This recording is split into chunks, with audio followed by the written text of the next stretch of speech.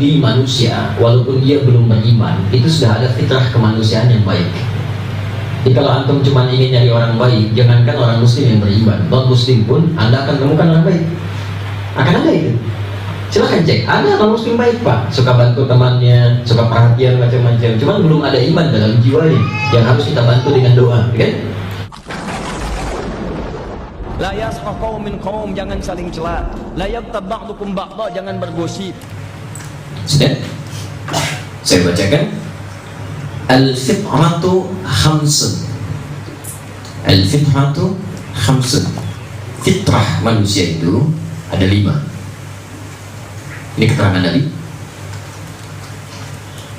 Al-fitratu khamsun. Fitrah manusia itu ada 5.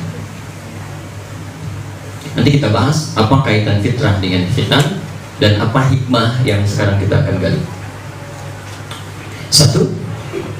Al-khitan. Al-khitan. Fitrah manusia itu 5. Jadi kalau ada yang tidak mengerjakan ini, misal ya, itu berarti sedang keluar dari fitrahnya atau tidak sempurna dalam keadaan fitrah kehidupannya. Baik. Yang kedua, istihdan. Al-istihdan, memotong rambut di sekitaran kemaluan. Al-istihdan. Tadi sih ada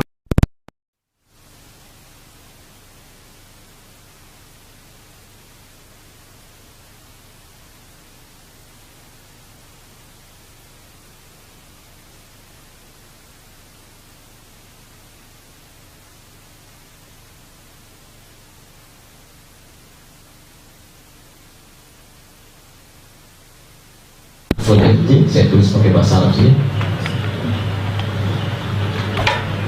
Jadi kita terangkan. Yang keempat, qassus syarib, ya, menipiskan atau mencukur kumis. Menipiskan atau mencukur kumis.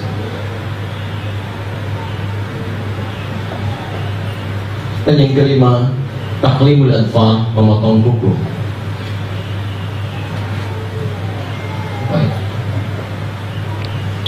Al-fitratu khams. Fitrah itu ada 5, okay? 1, al-khitan. Kedua, al-istihdad, memotong rambut di sekitar kemaluan. Kemudian yang selanjutnya natful ibti, mencabut bulu ketiak. Yang keempat, qassus syarib, menipiskan atau mencukur kumis. Dan yang kelima, taqlimul adfar, memotong kuku. Apa? Kalimat Nabi SAW, khitan di hadis ini, itu menunjukkan syariat yang berlaku di masa beliau. Kata para ulama, meneruskan syariat yang pernah diperintahkan pada Nabi Ibrahim alaihissalam. Nah, apa kaitan dengan pembahasan kita di siang ini? Ketika ibadah itu diperintahkan oleh Allah, bukankah ayat sebelumnya sebelum mengatakan akan ada hikmah di balik ibadah ini? Ada esensi yang harus kita bawa dalam kehidupan. Sekarang kita bertanya, Allah mensyariatkan khitan bahkan kepada Nabi Ibrahim dalam usia 80 tahun. Apa pentingnya khitan dalam kehidupan kita? Dan apa cirinya orang yang berhasil di khitan itu? Ataukah hanya terputus sebagian dari anggota tubuhnya, misalkan yang harus dibuang itu? Atau ada hal lain yang diinginkan dari khitan itu? Seperti Anda sholat, apakah yang diinginkan cuma naik turun sujud sampai salam, atau ada yang diinginkan dari syariat sholat itu yang dipraktikkan dalam kehidupan? Jangan-jangan banyak orang sholat tapi tidak bisa membawa nilai dalam sholatnya. Baik, sekarang buka Quran surah ke-30 ayat 30. Saya boleh hapus ini?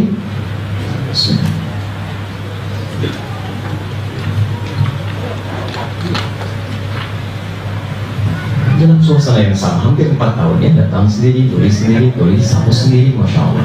Pegang sendiri penghapusan.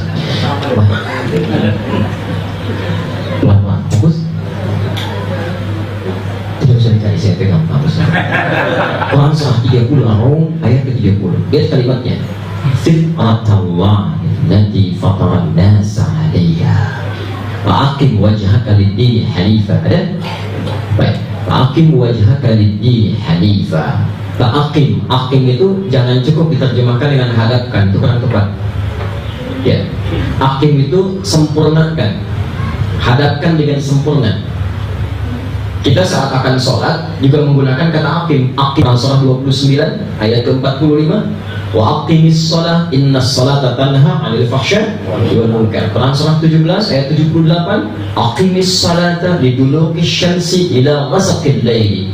Dan hampir semua kata syarat yang bermakna ibadah didahului dengan kata aqim dan turunannya. Ada aqimu, yuqimun, yuqimu. Al-Baqarah ayat 3, alladzina yu'minuna bil ghaib wa yuqimunas shalah. Ayat 43, wa aqimus shalah.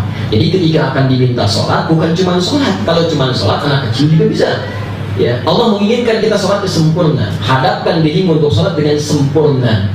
Ingat betul kalimat ini. Kalau ada kata ibadah dalam Quran dibuka dengan kata sempurna, itu isyarat langsung dari Quran bahwa tidak sedikit orang menunaikannya dengan tidak sempurna.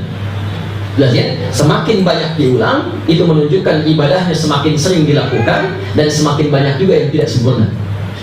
Baik, lebih banyak mana menunaikan haji, umrah dengan sholat?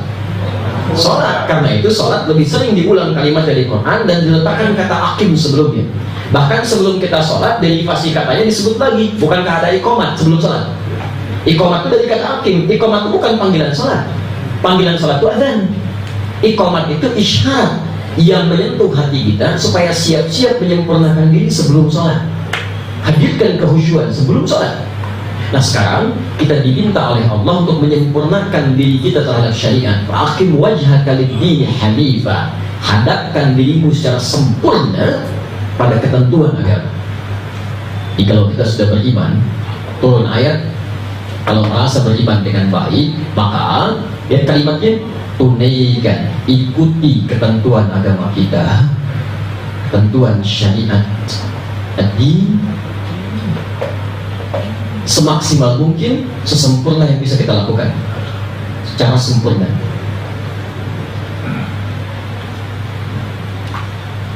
Dan lurus, hanifah, lurus benar caranya. Fa'aqim wajhaka lid-din, hadapkan dirimu secara sempurna pada ketentuan ad-din. Din yang dimaksud di sini apa? Tahu dari mana? Oh, Quran surah 3 ayat 19. Inna dina indallahil Islam. Ad-din di sini, hadapkan dirimu pada ad-din dengan sempurna. Ad-din di sini Islam. Tahu dari mana? Quran surah 3 Al-Imran ayat 19, posisi paling kiri sebelah atas. Inna dina indallahil Islam. Jadi kalau kita sudah beriman kepada Allah, maka ikuti semua ketentuan dalam Islam secara sempurna, menyeluruh. Lurus, jangan salah-salah. Ya, sholatnya diikuti tapi lisannya tidak Islami. Kata-katanya tidak Islami, tangannya tidak Islami, kakinya tidak Islami. Syariat yang ini pengen, yang itu tidak. Kenapa dipisah-pisah? Ya? Makanya kalau Anda ingin mengikuti ketentuannya, agamanya, dinnya disebut dengan Islam, ketentuannya disebut dengan silmi namanya, as-silmi. Jadi kalau Anda sudah masuk Islam, maka ikuti semua ketentuannya dengan kafah, menyeluruh. Maka turun ayat Quran surah kedua Al-Baqarah ayat 208, posisi paling kiri agak bawah sedikit. Ketentuannya Quran surah kedua ayat 208. Ya ayyuhalladzina amanu, hai orang-orang yang telah beriman, nyatakan dirinya beriman, udkhulu fi, bukan fi Islam, fi silmi. Ini jangan diterjemahkan masuk Islam, itu salah, karena orang beriman itu sudah berislam. Ya, maksud udkhulu fi silmi di sini masuk ke dalam aturan Islam. Ikuti semua ketentuan kafah secara total. Kafah secara total, kafah. Jadi jangan misalnya, mohon maaf ya, maaf sebentar lagi, maaf, sholatnya iya, zakat iya, tapi giliran masalah fitrahnya nggak mau diikuti. Karena bagian dari mengikuti syariat tadi, fa'aqim wajhaka lid-dini hanifa, terusan ayatnya, Quran surah 30 tadi, fitratallahi allati fataran nasa 'alaiha. Termasuk dalam menjaga fitrah manusia yang telah Allah tetapkan dalam kehidupannya. Tadi fitrah ada berapa mestinya? 5. Potong kuku fitrah bukan? Fitrah. Antum sholat iya, tapi kuku nggak mau dipotong. Nah itu bukan bagian dari menunaikan syariat secara sempurna. Jelas ya? Baik, maaf, termasuk yang tadi disebutkan. Nanti tinggal lihat masing-masing saya. Dan perlu saya contohkan ya. Ada menipiskan kumis, ada macam-macam, gitu kan? Termasuk di sini bahasan kita khitan. Jadi khitan itu pertama kali ketika diperintahkan oleh Allah, yang Allah inginkan pada kita bukan karena dipotongnya, bukan khitannya.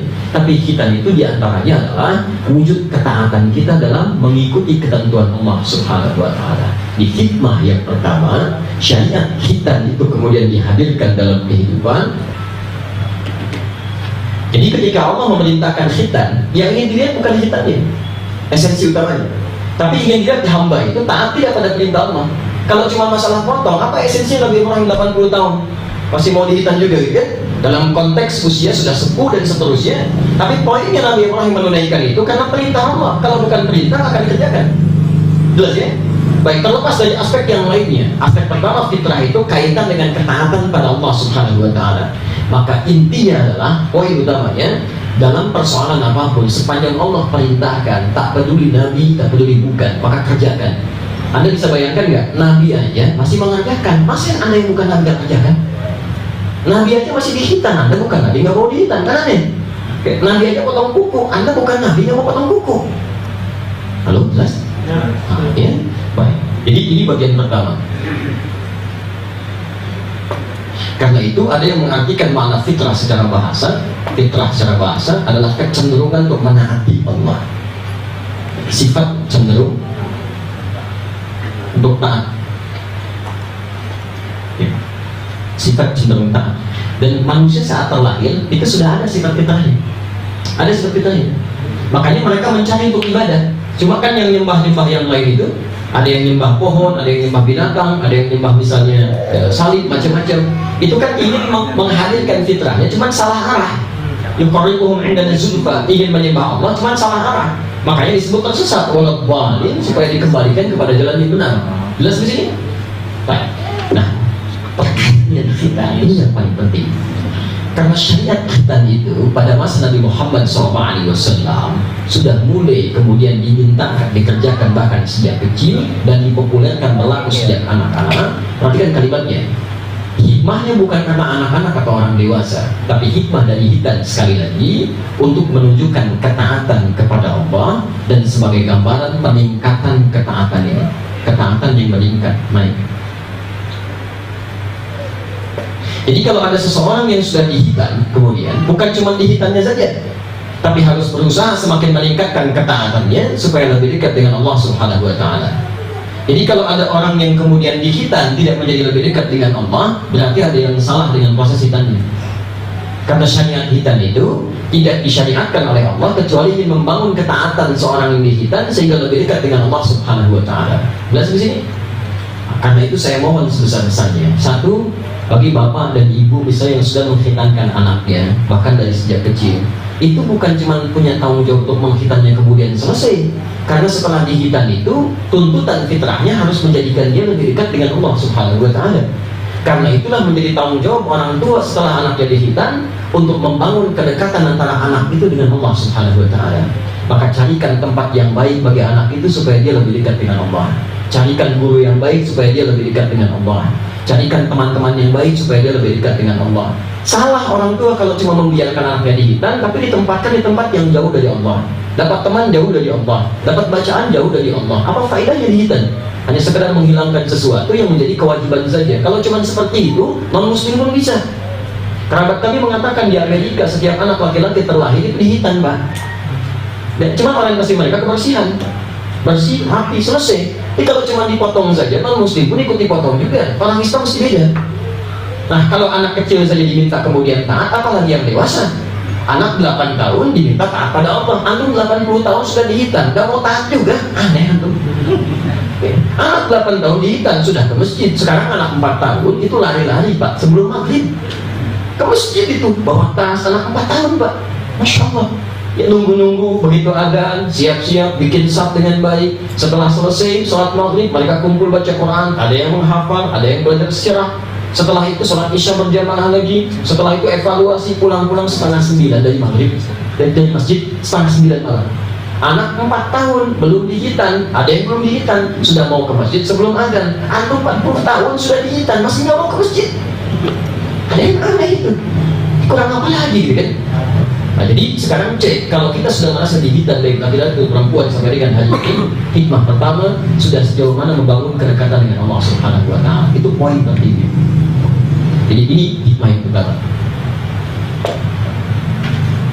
Jadi pertama tugas orang tua dulu di sini turunkan. Ketika anak sudah dihitan, berarti di situ persiapan untuk membangun kedekatan dengan Allah. Caranya lihat di Quran surah ke-3 Ali Imran dari ayat 35 sampai 37. Garis bawahi di ayat 36 sampai 37. Posisi paling kiri dari tengah sampai ke bawah. Ini tentang kisah Maryam ini kan. Baik.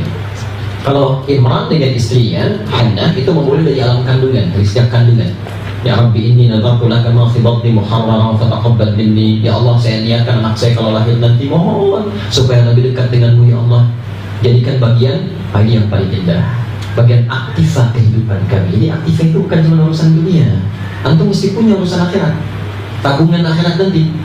Ya kalau cuma bangga urusan dunia, non muslim juga banyak Pak.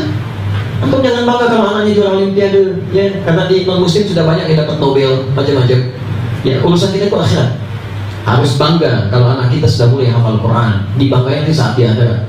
Kalau urusan dunia sudah banyak seperti itu, ya disiapkan dari sekarang. Apa yang dilakukan kalau ada yang mengandung atau perencanaan sudah disiapkan, itu umum.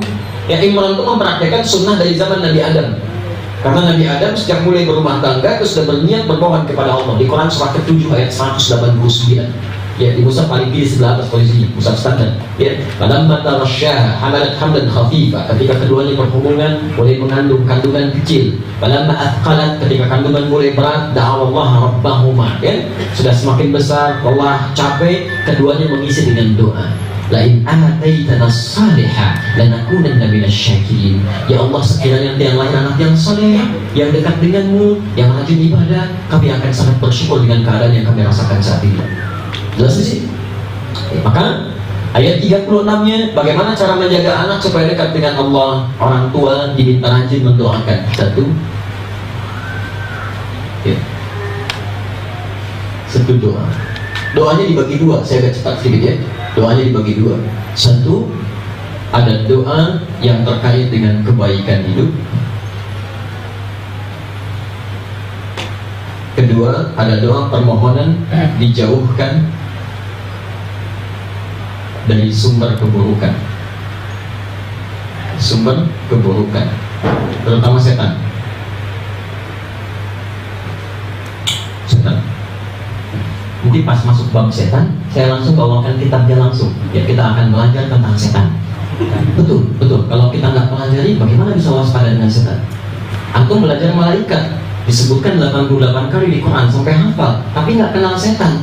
Bagaimana bisa waspada kalau cuma tahu jalan yang bagusnya saja, tidak pernah tahu lubangnya? Antum bisa berpeluang terpeleset di situ. Ya, harus kenal. Ada 9 jenis setan nanti. Betul, ya hati-hati. Ada setan rumah, setan kantor, setan yang melekat dengan minuman, setan yang melekat dengan kepemimpinan, setan yang melekat pada alat-alat musik, setan yang melekat pada berita-berita hoax. Setan hoax itu ada. Betul Pak, namanya metun atau misut itu. Setan hoax. Ada setan di mall, setan pasar, ada. Macam-macam ya. Dan kadang-kadang setan yang sedang antum kunjungi tempatnya itu bisa ikut ke rumah. Betul, di masjid juga ada setan masjid Pak, namanya kanzan. Bukan cuma goda orang sholat sampai lupa berapa rakaat dia sholatnya, tapi bisa menggoda DKM masjid. Hati-hati. Betul, betul dia menggoda. Makanya masjid kalau belum jadi mudah jadinya. Tapi kalau sudah jadi tidak sedikit banyak persoalan di dalamnya, karena pengurus masjid tidak belajar fikih masjid dulu. Kebanyakan bikin program fikih masjid tidak dipelajari, sehingga lupa dengan keadaan itu, dimanfaatkan oleh setan. Ini yang paling bahaya. Dan ada setan di dalam kehidupan rumah tangga. Hati-hati, namanya dasim. Wah, tugasnya banyak sekali itu. Dari menggoda suami istri sampai menggoda bayi-bayi. Ada. Ya, menggoda bayi, menggoda anak-anak Pak. Ya, dasim turunannya umul bashar. Nanti dia yang menggoda anak-anak kecil itu. Ada. Ya, hati-hati. Makanya ketika Maryam dilahirkan, ibunya langsung berdoa. Falam ayat 36-nya, falamma wada'atha, maka ketika dilahirkan anaknya perempuan, qala rabbi inni wada'tuha untha. Ya Allah, yang lahir perempuan. Wallahu a'lamu bima wada'at wa laysa dzakaru kal untha. Allah lebih tahu keistimewaan anak perempuan yang dilahirkan, punya keistimewaan yang tidak dimiliki oleh anak laki-laki. Kan? Lihat kalimatnya, wa inni sammaituha Maryam. Ya Allah, saya namai anak ini dengan Maryam. Selanjutnya, wa inni u'idzuha bika wa dzurriyyataha minasyaitonir rajim. Dan saya mohonkan supaya anak ini, ya Allah, mohon supaya tidak diganggu oleh setan selama hidupnya. Maryam termasuk satu-satunya anak perempuan di antaranya yang tidak disentuh setan dalam hidup ini. Dijaga oleh Allah. Karena kebiasaan ibunda dan ayahandanya dari sejak alam kandungan menjaganya supaya dekat dengan Allah. Dan diterima, ayat 37 diterima. Dan nanti Maryam menjadi satu di antara 3 penghulu perempuan surga. Satu Maryam, kedua Asia yang istrinya Fir'aun itu, yang ketiga Sayyidah Khadijah radhiyallahu ta'ala anha. Semuanya di penghulu surga ya, di antaranya. Dan Sayyidah Asia sudah punya rumah di surga. Ya, semua sudah punya rumah dan turun ayat di situ. Ya, turun ayat di situ. Ya, pelan-pelan ya. Jadi ini doa, mohonkan, minta kebaikan itu, jauhkan dari keburukan, termasuk setan setiap waktu ya. Nggak putus. Jangan cuma waktu kecil aja, karena selama masih ada ya anak. Kalau sudah berumah tangga ya anak. Ya nafkah memang diputus di situ. Tanggung jawab suaminya pada saat itu. Tapi persoalan perhatian dan doa seperti pernah saya terangkan dulu, itu nggak putus. Ini jangan karena anak sudah berumah tangga bahkan sudah 40 tahun antum masih ada, kewajiban doa tetap ada. Ya karena setan itu kan tetap melekat sepanjang dia belum meninggal dunia. Kalau sudah meninggal baru setan nggak menggoda. Makanya kalau nggak pengen digoda setan, cepat meninggal, kan gampang. Nggak ada kerjaan setan godain orang meninggal. Ya, makanya orang-orang meninggal itu kalau sudah meninggal dia tidak diadani lagi pak. Dia diadani. Ya, jadi sudah masuk ke alam kubur tidak perlu adzan lagi karena fungsi adzan 2. Satu memanggil orang sholat, yang kedua itu mengusir setan. Jadi kalau antum melihat hadis riwayat Al-Bukhari misalnya, itu begitu adzan dikumandangkan, idza udzina faqara syaitanu wa 'alaihi al-buraq. Setan lari terbirit-birit. Makanya jangan heran kalau sedang adzan itu hati kita yang terdalam pun bisa bicara. Orang nggak pernah ke masjid pun bahkan non muslim pun bisa berkata pak di kantor, mas sudah adzan apa enggak sholat dulu? Karena setan lari itu. Tapi fa'idha tu'iba fa'ada, kalau adzan selesai balik lagi dia. Yang muslim bisa jawab, tenang aja mas, baru adzan belum qomat. Tapi poinnya di hadis ini, selain mengambil sholat, dia bisa mengusir setan. Tapi kalau sudah masuk ke alam kubur, maka itu tidak dilakukan lagi. Karena orang sudah meninggal. Satu, maaf, dia tidak punya kewajiban sholat lagi, karena sudah tidak ada pekerjaan amalnya. Yang kedua, setan pun tidak harus menggodanya lagi. Gak ada kerjaan setan godain orang meninggal. Buang-buang energi. Sini, cepat. Ayat 37-nya. Carikan guru yang baik. Kalau antum terbiasa memohon kepada Allah, berdoa yang baik, maka doa ini akan lebih mudah diterima oleh Allah. Cepat peluangnya. Makanya ayat 37-nya dibuka dengan kalimat fataqabbalaha rabbuha biqabulin hasanin. Orang tua yang selalu berdoa untuk kebaikan anaknya, masa iya sih dari sekian ratus doa nggak ada satu yang terkabul? Ya? Sedangkan Allah itu kan maha perasa. Jadi kadang-kadang belum dipanjatkan sudah dikabulkan. Ya, kalau antum berdoa nggak dikabulkan, berarti ada yang salah itu. Entah dalam proses doanya, atau mungkin ada makanan yang haram yang masuk, atau perangkat yang haram sehingga menghambat doa. Ya, apalagi orang tua itu, apalagi ibu itu cepat sekali. Cepat kalau bermohon sesuatu itu, kalau benar. Apalagi kalau sering mendekatkan diri kepada Allah. Jadi orang tua yang sering mendoakan anaknya dalam kebaikan, doa itu nanti akan mengalir kepada arasy, dikabulkan oleh Allah. Kalimatnya fataqabbalaha rabbuha, diterima itu semua oleh Allah. Perhatikan, kalau Allah sudah terima segala yang pernah disampaikan orang tua untuk anaknya, maka semua keperluan anaknya Allah langsung yang mengatasi. Perhatikan, wa ambataha nabatan hasana, maka dirawat oleh Allah dari mulai dia tumbuh sampai dewasa. Maksud dirawat itu perhatikan. Diperhatikan ya. Dan kalimatnya diperhatikan oleh Allah, jadi dijaga. Kalau dalam konteks sekarang disekolahkan, dijaga di sekolahnya. Antum bisa lihat di rumah, dijaga, dilihat. Tapi kalau saat dia sekolah, bisa nggak pastikan dia berteman dengan siapa? Makan makanan yang benar. Saya saat anak pertama usia 2 tahun saja keluar dari rumah, sampai saya kejar-kejar tuh pak. Ya istri saya sudah memberikan air susunya gitu kan. Kemudian kita jaga baik-baik. Tiba-tiba saya pulang dari masjid, anak nggak ada. Saya tanya sih, saya kemana? Katanya subuh ya ke masjid. Bilang nggak ada di masjid. Begitu saya kejar, saya cari, ternyata belok dari rumah kami itu, ya mau jalan ke masjid, dia dengan suara, ya mobil-mobilan, belok ke rumah tetangga. Saya mau lihat main mobilan gitu kan. Begitu masuk kami lihat sudah ada makanan di situ, saya langsung ambil, saya permisi. Ya pak, nggak apa-apa, sedang bertakwa, insya Allah di lain waktu saya bilang saya akan mampir lagi. Karena kami masih baru di situ, baru lihat, baru ada tetangga, kami belum bisa pastikan siapa orang ini, dari mana mendapatkan rezekinya. Saya jaga 2 tahun, tiba-tiba masuk makanan yang bermasalah misalnya, itu kan tidak mudah gitu kan. Nah, jadi teman-teman sekalian, kalau nanti antum biasakan seperti itu, antum akan jaga. Di sekolahnya nggak akan makan yang benar-benar, yang tidak baik, minum yang tidak benar, berteman dengan yang tidak bagus, termasuk guru-gurunya akan dipilihkan. Makanya ketika Allah rawat Maryam ini dijaga dengan baik, maka guru pertama pun Allah kemudian titipkan kepada keluarga Imran itu langsung seorang nabi, Zakaria. Wa kaffalaha Zakaria kullama dakhala 'alayya Zakaria al-mihrab. Yang hebat guru dipilihkan, tempatnya pun pilihkan. Jadi kalau anak sudah dihitan, biasanya kan sudah mau sekolah ya, Masya Allah, mohon maaf tuh Pak, jangan cari sekolah yang menjauhkan dia dari Allah, Bu. Ya, awas dia sudah dihitan, cari yang mendekatkan dia dengan Allah. Katanya pengen anaknya sholat, rajin sholat, tapi ditempatkan di tempat yang tidak pernah mengajarkan sholat. Katanya pengen anaknya penghafal Quran, tapi di sekolahnya gak ada program menghafal Quran. Bagaimana bisa? Jadi antum cari tempat yang mendekatkan anak-anak itu dengan Allah dan jadi tabungan untuk antum nantinya. Setiap dia baca Quran, pahala buat antum. Setiap dia baca sholat, pahala buat antum. Yang paling menarik di sini, perhatikan, Allah tidak jarang memberikan keistimewaan pada anak-anak ini, bahkan lebih daripada orang-orang saleh sebelumnya. Ya, Maryam Nabi bukan, Rasul bukan. Tapi yang merawatnya siapa? Zakaria Nabi bukan, Nabi. Rasul bukan. Kalau dari mana? Bukan. Rasulnya Isa. Ya, Nabi Zakaria itu Nabi. Seperti Musa dengan Harun. Musa Nabi bukan, Nabi. Rasul bukan, Rasul. Harun Nabi. Harun Nabi. Rasul bukan.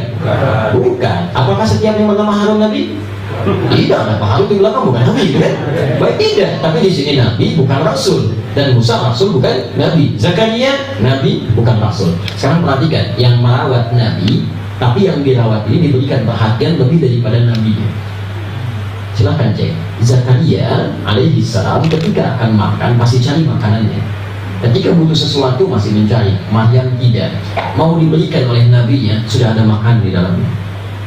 Begitu masuk ke tempat yang mendekatkan dia dengan Allah, lihat, ibu bapaknya langsung membuatkan mihrab. Mihrab itu tempat yang dikhususkan untuk ibadah.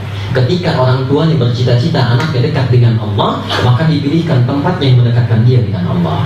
Ini pelajaran bagi kita. Kalau anak sudah dihitan ingin dekat dengan Allah, antum harus punya rencana. Anak pertama jadi penghafal Quran, anak kedua jadi mufassirnya, anak ketiga paham hadisnya. Lalu cari sekolah yang sesuai dengan harapan antum itu. Kalau sudah begitu dikabulkan oleh Allah, akan dijaga. Yang paling menarik, kullama dakhala 'alaiha Zakaria al-mihrab. Setiap Nabi Zakaria masuk ke mihrabnya, wajada 'indaha rizqa. Semua kebutuhan Maryam sudah ada di situ. Rezekinya sudah ada. Masya Allah. Ini disebut karamah. Kalau Nabi mukjizat, ya, langsung mukjizat. Tapi kalau manusia biasa, karamah kemuliaan. Dan sifat karamah dengan mukjizat itu beda. Kalau mukjizat harus ditampakkan, harus diketahui untuk membuktikan dia Rasul. Harus diketahui, kalau tidak ditampakkan nggak ketahuan dia Rasul.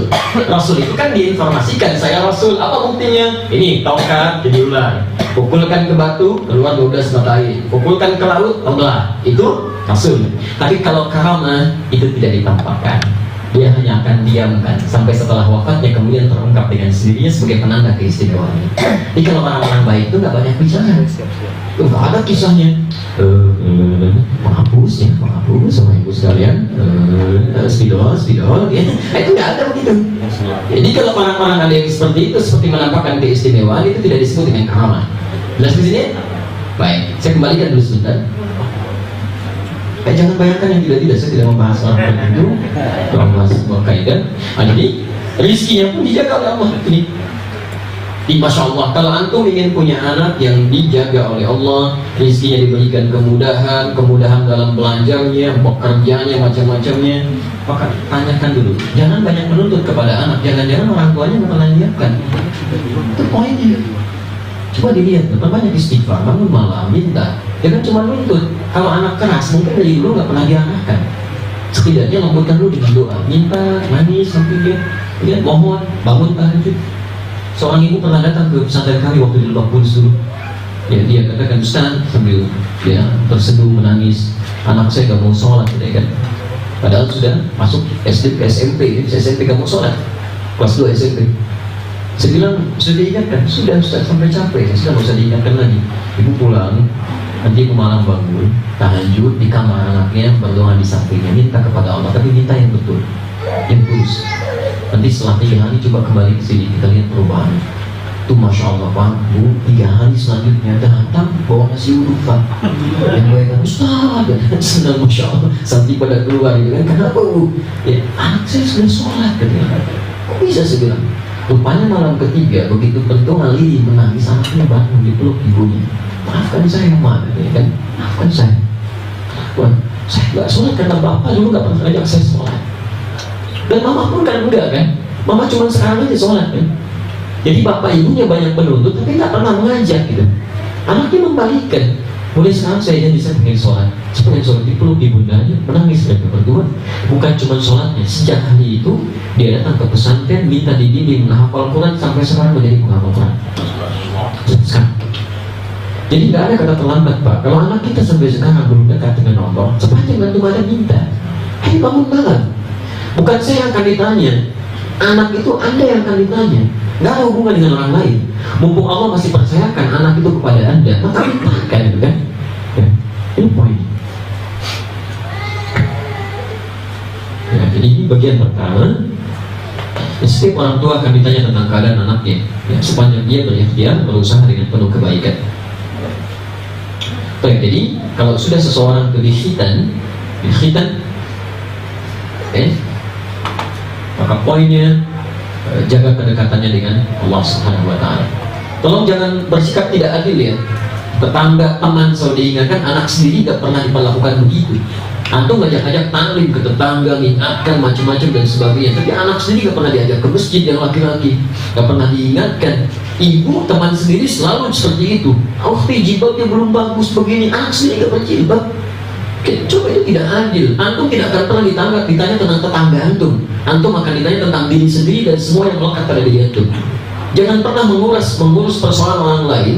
Antum saja belum jelas surganya. Kenapa ngurusin surga orang lain? Ayo kita berdakwah, tebarkan kebaikan, silahkan. Tapi lihat prioritasnya. Ada diri pribadi, ada keluarga, ada tetangga, ada kerabat dan teman-teman seiman. Itu ada turunan.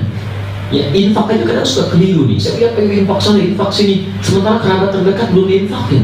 Mungkin di antara mereka ada yang sering berharap tapi malu minta pada antum. Ada yang berdoa tapi ya Allah tolong sentuh dia ya Allah, saya malu minta, saya macam-macam. Kan? Coba lihat ya. Nah, ini poinnya. Ya. Tapi bagian terakhir, ya, anak dihitan 4 tahun sudah mulai taat kepada Allah. Masa bapaknya yang 40 tahun nggak mau taat? Ibunya yang 40 tahun nggak mau taat? Ya? Padahal dia sudah lama dihitan dibandingkan dengan anaknya. Di poinnya, orang tua yang menginginkan anak yang soleh, maka membangun kesolehan dulu di antara mereka bersama. Kalau sudah kompak, demi Allah saya katakan, orang tua kalau sudah kompak kesolehan menuju Allah, itu akan otomatis keluarganya diarahkan oleh Allah. Gak percaya silahkan. Antum kalau nggak percaya, apapun profesi Anda, tidak harus jadi seorang ustaz. Anda boleh jadi pengusaha, diplomat, birokrat. Kalau semuanya sudah dilakukan karena Allah, maka akan Allah gerakan di antara anak-anaknya itu sudah akan mulai berubah. Pokoknya akan ada perubahan. Nggak percaya silakan. Mulai mungkin anak yang satu, terus merambat pada anak yang lainnya, dan semuanya akan jadi baik. Tapi kalau cuma antum nuntut anaknya aja, orang tuanya nggak pernah berubah, maka tidak mudah gitu prosesnya. Jelas? Bisa ada waktu? Menit lagi kawan. Langsung ke itu masih ada 2. Itu baru 1 ya, tenang. Baru 1, belum yang kedua. 2. Mana fitrah yang kedua adalah cenderung kepada kebaikan. Baik. Mana fitrah yang kedua adalah cenderung pada kebaikan. Baik, yang pertama adalah taat. Yang kedua cenderung pada kebaikan. Maksud yang kedua ini lebih kepada hablu minan nas, hubungan dengan makhluk manusia. Jadi kalau pertama hubungan dengan Allah, yang kedua hubungan dengan manusia. Baik, dalam diri manusia, walaupun dia belum beriman, itu sudah ada fitrah kemanusiaan yang baik. Jadi kalau antum cuma ingin nyari orang baik, jangankan orang muslim yang beriman, non muslim pun Anda akan temukan orang baik. Akan ada itu. Silahkan cek, ada orang muslim baik pak, suka bantu temannya, suka perhatian macam-macam. Cuman belum ada iman dalam jiwanya yang harus kita bantu dengan doa, kan? Dan yang paling menarik ternyata ketika manusia mulai terlahir pun siapapun dia itu sudah membawa fitrah kebaikan dalam dirinya. Di sini Nabi kemudian menyampaikan kalimat kullu mauludin yuladu 'alal fitrah. Artinya semua manusia yang lahir itu punya kecenderungan baik dalam jiwanya. Gak percaya silakan ya. Keluar dari taklim sini pakai sendal orang lain. Silakan coba. Begitu Anda kenakan sendal orang, hati kecil Anda akan menolak. Itu bukan punya kamu. Ganti. Ini menunjukkan ada fitrah kebaikan dalam jiwa. Silakan cek. Ya, siapapun dia. Ke satu tempat tertukar sesuatu, dia akan cek lagi, ini bukan punya saya nih. Ya, saya bawa spidol tiba-tiba, ya Allah ini bukan punya saya. Saya akan telepon, ini bukan punya saya kawan. Akan saya katakan karena ada fitrah dalam diri yang menjaga setiap manusia akan selalu baik dalam kehidupannya.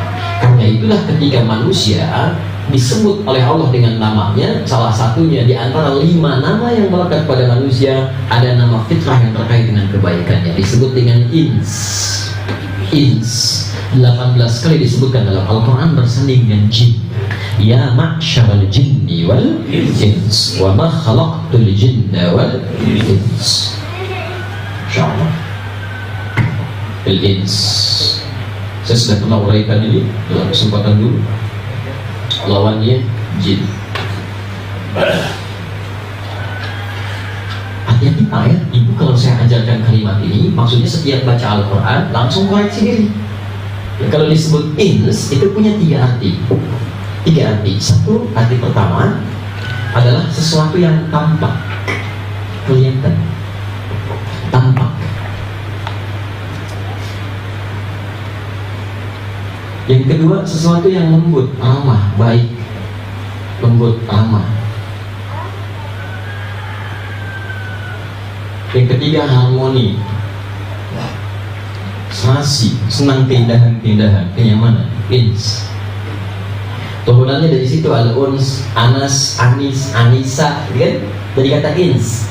Kayak kalau ada yang namanya anis, gitu kan?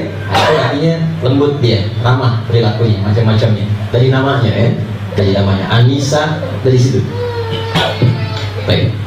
Saya tidak bicara tentang calon gubernur ya. Yang kemana-mana. Baik. Baik. Pelan-pelan. Sudah? Lawan langsung dari kalimat ini itu jin. Lawan langsung. Seperti pernah kita ulas dulu ya. Lawannya langsung. Jadi kalau ins itu tampak, jin itu tersembunyi. Jin tersembunyi, langsung lawannya. Makanya di Quran itu dipasangkan selalu dengan jin. Bahkan saat ins dipasangkan menjadi nas, ins jamaknya nas, dijamakkan jadi nas, disebutkan 241 kali dalam Al-Quran. Jinnya pun dijamakkan jadi jinnah, minal jinnati wan nas, selalu berpasang. Ini sembunyi. Kalau ini lembut, ini kasar. Kalau ini harmoni, ini kacau. Tidak teratur maksudnya. Silakan cek, kenapa jin disebut dengan jin? Karena fitrah hidupnya tidak pernah tampak, tersembunyi. Gak ada jin yang kelihatan. Jadi kalau Bapak Ibu sedang melihat misalnya penampakan jin, itu artinya jin sedang keluar dari fitrahnya. Jin bermasalah itu. Ya, jin bermasalah. Karena jin itu seharusnya fitrahnya tersembunyi. Kalau iseng-iseng melakukan penampakan, itu jin sedang ada masalah. Keluar dari fitrahnya. Hati-hati. Yang lebih bermasalah manusia-manusia yang mencari penampakan jin. Itu kacau itu. Ya, itu pasti ada masalah serius di situ. Sebaliknya manusia tidak, dia tampak, lahir kelihatan, begitu menangis kelihatan. Kalau nggak kelihatan aneh. Begitu dia lahir kan nangis, mana anaknya, nggak tahu mana ya, nggak ada. Manusia itu pasti kelihatan.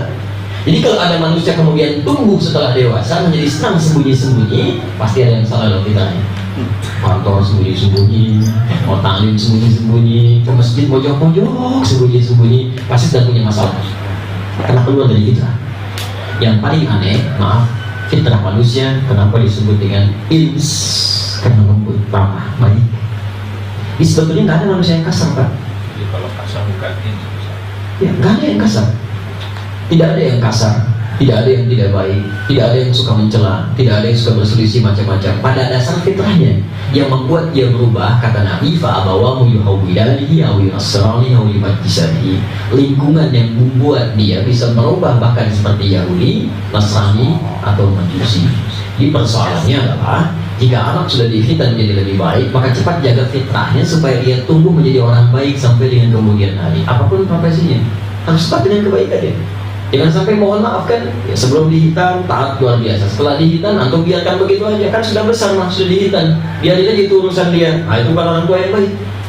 Cek baik, lihat dimanapun dia bergaul, selalu berikan nilai-nilai kebaikan, tempatkan dengan orang baik, jaga dia. Kalau orang sudah terbiasa baik, lawan dari baik itu buruk. Ingat, kebiasaan melekat pada lawannya. Quran surah ke-24 ayat 26. Al-khabithatu lil-khabithina wal-khabithuna lil-khabithat wat-tayyibatu lit-tayyibina wat-tayyibuna lit-tayyibat. Buruk akan ketemu buruk lagi, jelek ketemu jelek lagi, baik ketemu dengan yang baik. Jadi kalau ada seseorang terbiasa berbuat buruk, maka semua di antara orang suka melihat yang jelek-jelek, itu melihat yang baik akan nggak bisa, Pak. Susah. Yang terbiasa lihat gambar yang jelek, yang tidak bagus, kan? Dengar yang jelek-jelek itu, dengan yang baik itu alergi, nggak bisa. Ya. Kemana? Pengajian, jangan terlampau sore lah, yang lain aja. Jadi nggak bisa dengar kalau kumpul-kumpul yang lain, gampang. Sebaliknya, antum terbiasa dengan yang baik-baik. Sekarang sudah senang misalnya, kumpul dengan yang baik, ngaji dengan yang baik, belajar pada yang baik. Itu menemukan yang jelek, itu nggak akan biasa, Pak. Melihat sesuatu terbuka, langsung palingkan. Mendengar sesuatu yang tidak bermanfaat, langsung tinggalkan. Itu poinnya. Nah, sekarang bagaimana caranya? Setelah dia dihitan, dia menjadi lebih baik. Yang jadi masalah, kalau sudah puluhan tahun dihitan, ternyata tidak semakin baik, pasti ada yang salah dalam pergaulan lingkungan. Jelas? Terakhir.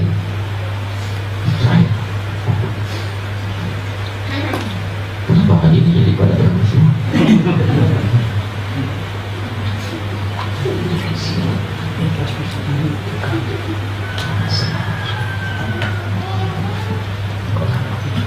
Satu taat, dua baik, ketiga fitrah.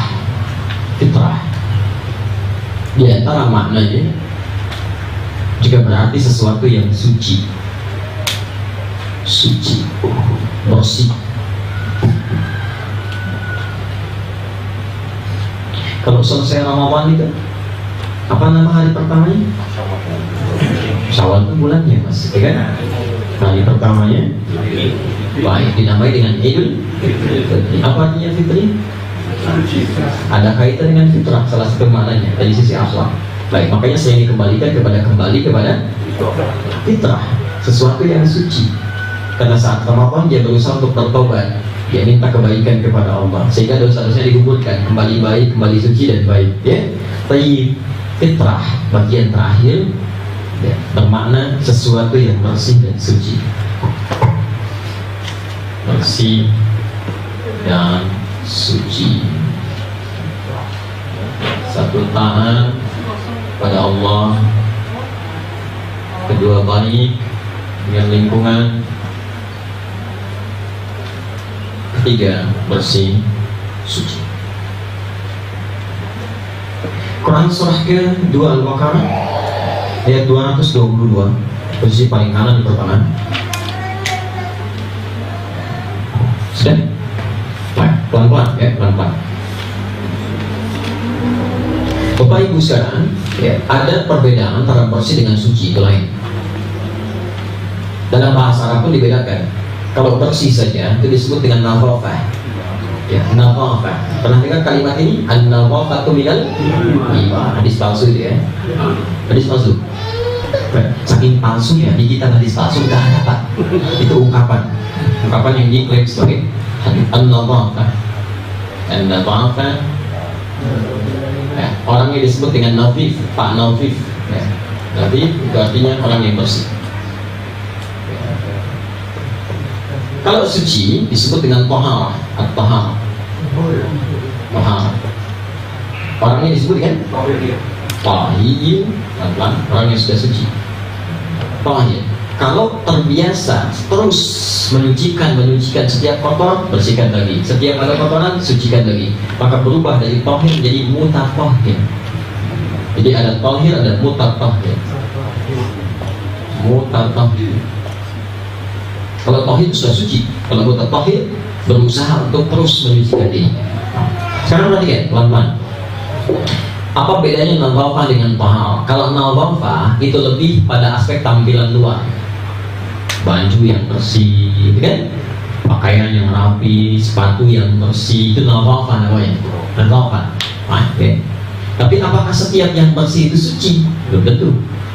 Ya, mohon maaf, di antara hewan yang diharamkan itu apa? Baik. Kalau itu kemudian dimandikan, dibersihkan, dirapikan, disisir dan sebagainya, bersih tidak? Suci tidak? Tidak. Jadi tidak setiap yang bersih itu bisa suci. Ya sama. Tidak setiap orang berpenampilan rapi hatinya suci. Awas hati-hati, pakai jas, pakai dasi, bagus, pakai sepatu, ternyata maling. Ada begitu. Masuk macam-macam ya, copet dan sebagainya. Ada. Dan tidak sedikit bahkan masuk ke tempat yang suci tapi hatinya tidak suci. Masuk ke masjid, ikut sholat asar, wudhunya apa Pak, senyum padahal nggak kenal kan? Assalamualaikum. Tiba-tiba takbir pertama, Allahu Akbar, mundur pas orang di bawah. Ya, pergi aja begitu. Ada yang begitu. Bisa ditemukan kan? Baik, hati-hati. Itu namanya nabi pun tampilan luar yang bersih. Tapi kalau sudah tahir, itu artinya luar yang bersih dan dalam yang suci. Ya, jadi dalamnya pun bersih. Ini bukan cuma tampilannya bagus, tapi hatinya bersih, pandangannya bersih. Orang yang matanya bersih gak akan lihat yang kotor-kotor. Seperti yang lisannya bersih gak akan bicara yang tidak baik. Yang telinganya bersih tidak akan dengar yang tidak baik. Yang kakinya bersih tidak akan melangkah pada yang tidak baik. Itu yang disebut dengan tahir. Menjadi tahir itu mustahil karena tidak ada manusia yang suci. Fala tuzakku anfusakum, jangan pernah merasa diri suci. Karena setiap manusia itu akan berpeluang berbuat salah sepanjang dalam kehidupannya. Yang mungkin dilakukan berusaha untuk menyucikan diri ketika sadar ada kesalahan. Makanya untuk istighfar dan ingat akan kesalahan yang diperbuat. Jelas di sini? Nah, orang yang bisa seperti ini, maka orang ini akan dicintai oleh Allah Subhanahu wa taala. Turun ayat, innallaha yuhibbut tawwabina wa yuhibbul mutatahhirin. Allah sangat cinta pada orang yang sering bertobat dan sering menyucikan diri. Jadi sering beristighfar, sering memohon ampunan pada Allah, sering bermuhasabah sendiri. Ya, Nabi Muhammad SAW setiap hari minimal 100 kali sebelum tidur istighfar. Ya, Nabi aja yang dijaga dari berbuat salah masih istighfar. Masa kita yang sudah banyak salahnya dan gak terjaga dengan juga mau istighfar? Jelas ya? Jadi kalau anak sudah difitnah, maka tugas orang tua untuk menjaga supaya hatinya tetap dalam keadaan suci yang baik, kan? Bagaimana caranya? Kembalikan kepada ayat yang pernah kita baca di awal pertemuan tadi. Masih ingat Al-Baqarah 129 dan 151? Rabbana wa ma'afihim rasulan minhum yatlu alaihim ayatika wa yuzakkihim, kan? Yatlu alaihim ayatika wa yu'allimuhumul kitaba wal hikmata wa yuzakkihim. Ingat kalimat yuzakkihim, menyucikan jiwa, diawali dengan Al-Quran, diawali dengan hadis dan hikmah. Ini cara terbaik mengajarkan anak supaya hatinya bersih, dekatkan dia pada tuntunan Al-Quran dan sunnah-sunnah petunjuk Rasulullah SAW. Kalau sudah dekat dengan Al-Quran dari sejak kecil, kemudian dekat dengan sunnah-sunnah Nabi, dibiasakan di rumah, maka dewasanya akan otomatis tumbuh dalam keadaan yang terbaik. Jelas di sini? Nah, itulah diantara hikmah yang kita bahas pada kesempatan kali ini. Jadi kalau ada anak-anak yang sudah dihitan, antum punya tanggung jawab sebagai orang tua untuk menghadirkan 3 hal dalam kehidupannya. Tapi yang jadi masalah, jangan sampai yang sudah lama dihitan justru lebih jauh dari Allah yang tidak memaksimalkan 3 hal ini. Jelas? Baik, kita buka diskusi dulu ya. Ada waktu yang cukup sebelum menuju zuhur karena jarang-jarang kita ada yang tanya. Saya udah pesan. Wah, ini banyak pesan. Ini dari Ahwat Jakarta, dari bapak-bapak. Assalamualaikum warahmatullahi wabarakatuh. Apakah benar ada dalilnya jika mempunyai anak perempuan sebaiknya dididik secara langsung oleh orang tuanya atau yang terdekat dengan rumah dekat dengan rumah sekolahnya, tidak dititipkan di pondok seperti anak laki-laki? Saya soalnya agak khawatir harus pergaulan sekarang ini dan tentu dan seterusnya. Baik, ibu dan bapak sekalian, ini ada benarnya, ada juga penting pertimbangan yang lainnya. Bisa jadi tidak benarnya. Ya. Yang dimaksud di sini bagi perempuan itu di antara makhluk Allah yang banyak diberikan keistimewaan dalam hidupnya. Ya, di antaranya begini, lahir sudah dipuji. Laki-laki nggak ditemukan satupun ayat di Quran begitu lahir dipuji, kecuali perempuan. Silakan.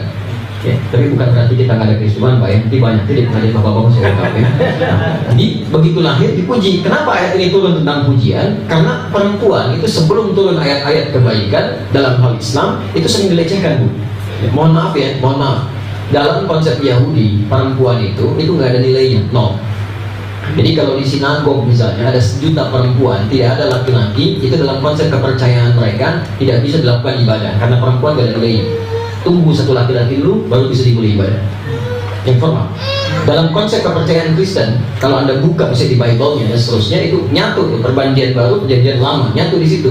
Maaf ibu ya, maaf, perempuan itu dalam konteks ini, dan tolong jangan diartikan berbeda ya, ini pernyataan ilmiah. Kalau keberatan kita berdiskusi ya, jangan jadi lapor langsung tersangka aja, tidak ya, kita diskusi, kita berargumentasi dengan baik ya. Karena sekarang jadi repot tuh, bilang Tuhan tidak beranak jadi tersangka, lalu besok dilaporkan semua kan, banyak orang cerita Tuhan beranak jadi tersangka lagi. Siapa yang tidak tersangka kalau tersangka semua nanti ya? Baik ya, masalah fiksahat jadi tersangka kan, jadi repot tuh. Kembalikan dan nggak usah jauh-jauh kita pikir, kembalikan dulu. Sekarang dia lihat kalimat dia, kenapa jadi ke situ ya? Dalam konteks kemudian anak dilahirkan, turun di kitab Bible itu, dia kalimatnya itu perempuanmu, mohon maaf ya, itu dinilai jelmaan dari iblis. Jelmaan dari iblis. Karena Adam itu saat digoda oleh setan, iblis, dia tidak kuat digoda. Maaf, dia bisa kuat menahan. Iblis tidak kuat menggoda Adam. Tapi begitu yang digoda perempuan, istrinya tiba-tiba jadi lemah. Kemudian setelah itu dibilang kepada Adam, dan keduanya makan buah larangan itu. Bukan cuma mendekati, tapi makan buah larangan. Disimpulkan tiba-tiba oleh malaikat kalau perempuan itu kerjasama dengan iblis, bagian dari iblisnya. Ini nilainya nggak ada. Makanya sejak zaman Firaun, kan, perempuan itu memang dibiarkan hidup, yang laki-laki dieksekusi, tapi tidak punya keistimewaan. Sampai-sampai pada masa jahiliyah berubah total. Zaman jahiliyah begitu lahir perempuan harus langsung dieksekusi karena nggak ada nilainya. Silahkan cek, laki-laki silahkan, perempuan eksekusi. Jadi aib dalam kehidupan. Dan di sini kemudian turun ayat Al-Quran langsung mengangkat derajat perempuan. Begitu lahir langsung dipuji. Perang surah ketiga ayat 36. Wa inni sammaituha Maryama, sebelum ayatnya tiba, lihat kalimatnya. Falamma wada'atha qalat rabbi inni wada'tuha untha.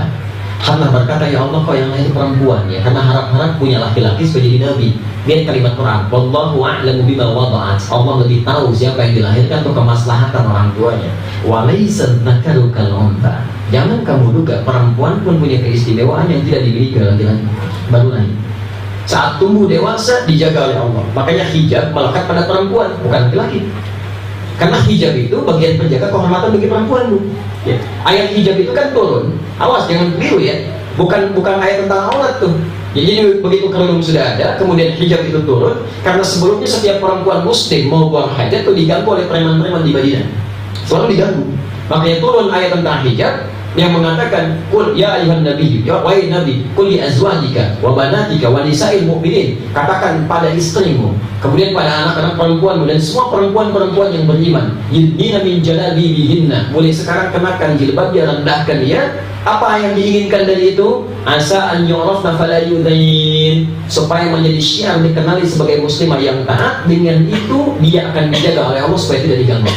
Jadi jilbab itu diturunkan, syariat hijab itu bukan sekedar dari syiar, tapi supaya menjadi perangkat perlindungan untuk perempuan.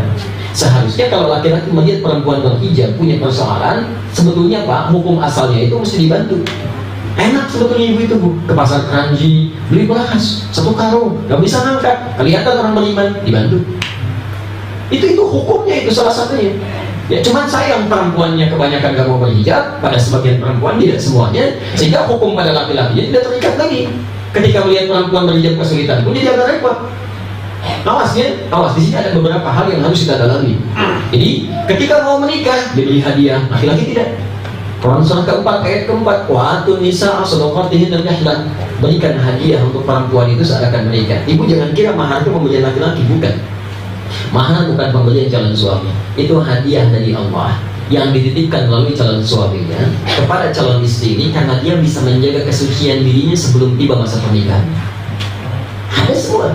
Setelah jadi istri diminta kepada suami untuk tidak berkata kasar kepadanya, dijaga, itu orang lembut katanya, jangan sampai dia banyak hal mendengar sesuatu yang bisa merubah perilakunya. Quran surah 4 ayat 19. Ya ayyuhalladzina amanu, hai suami-suami yang merasa punya iman, awas hati-hati.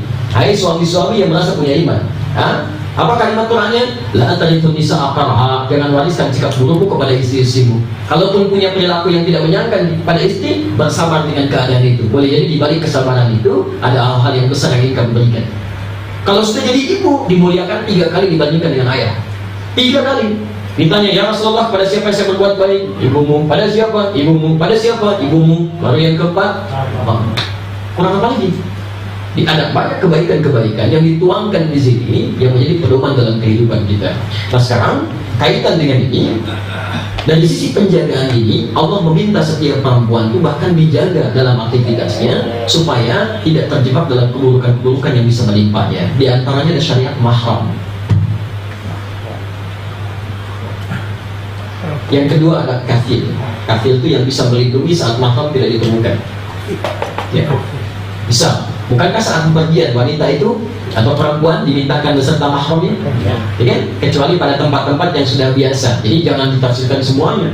Wah, beli saya dulu, mahramnya mana ya? Kan susah kayak gitu. Ya? Kalau yang dekat-dekat diketahui itu nggak ada masalah. Ini yang dimaksud safar dan sebagainya. Ketika dalam konteks ini kemudian mahram tidak ada, dalam konteks kali ini kafil. Kafil itu yang dimaksudkan semacam penjamin keadaan yang membuat dia bisa aman dalam keadaannya, tidak terganggu atau tidak terbawa arus dalam kehidupan yang lain, termasuk dalam hal urusan sekolahnya. Jika memang dalam konteks dia sekolah di pesantren misalnya, tidak ada kafil yang baik bagi dia, dikhawatirkan bisa terganggu, jangan titipkan ke tempat seperti itu. Mungkin dekat dengan rumah lebih bagus. Tapi kalau antum menemukan tempat yang dikhususkan untuk perempuan, ustadzahnya bagus-bagus di situ, pendidikannya baik, mendekatkan dengan Allah, dibangun hubungan dengan orang tuanya, yang seperti itu boleh, tidak ada masalah. Dan sekarang sudah banyak yang seperti itu. Ya, jelas ya? Baik. Jadi jangan sampai kekhawatiran yang muncul membuat kita lupa untuk menyediakan kebaikan-kebaikan dalam hidup. Jadi mulai dengan berdoa dulu pada Allah, minta petunjuk. Ya. Sebentar. Bukankah banyak dititipkan pada pamannya zakatnya? Ada kan? Waalaikumsalam warahmatullahi wabarakatuh. Setelah ya, wajibkah khitan bagi perempuan? Ya, saya sudah bahas di pertemuan yang lalu. Jadi bagi perempuan itu mukramah, dipandang mulia, ya. Dan hukum khitan ini ada 3 pendapat dari para ulama. Pertama, wajib untuk laki-laki, wajib untuk perempuan. Keduanya disebut wajib. Kedua, wajib untuk laki-laki, sunnah untuk perempuan. Oke? Yang ketiga, sunnah untuk laki-laki yang paling kuat dan terhormat, mukramatun bin bisa. Sunnatun rijal, mukramatun bin bisa. Pendapat terkuat dari kalangan ulama itu mengambil pendapat yang ketiga, sunnah bagi laki-laki dan dipandang mulia untuk perempuan. Sunnah itu sangat ditekankan, ya, maka di situ muakkadah sifatnya, jadi sangat dianjurkan. Tapi mukramah di sini itu pandangan terbagi lagi pendapat ulama di 2 bagian. Ada yang mengatakan sunnah yang mukramah di sini dekat kepada sunnah. Jadi kalau bisa dihitan itu lebih bagus, sepanjang tidak ada darurat yang lain. Ya, tapi kalau misalnya ada darurat yang lain, itu ma'fuan sifatnya, dimaafkan dia sekalipun tidak sama dengan laki-lakinya. Karena itu ketika ada perempuan dihitan, Nabi pernah mengatakan hati-hati ya, jangan sampai berlebihan gitu ya. Nah, kalimat Nabi ini dipahami berbeda oleh 2 hal. Ulama sebagian besar memahami tetap syariat khitan itu berlaku, tapi dengan penuh kehati-hatian, jangan sampai melukai bagian yang tidak boleh kemudian terlukai.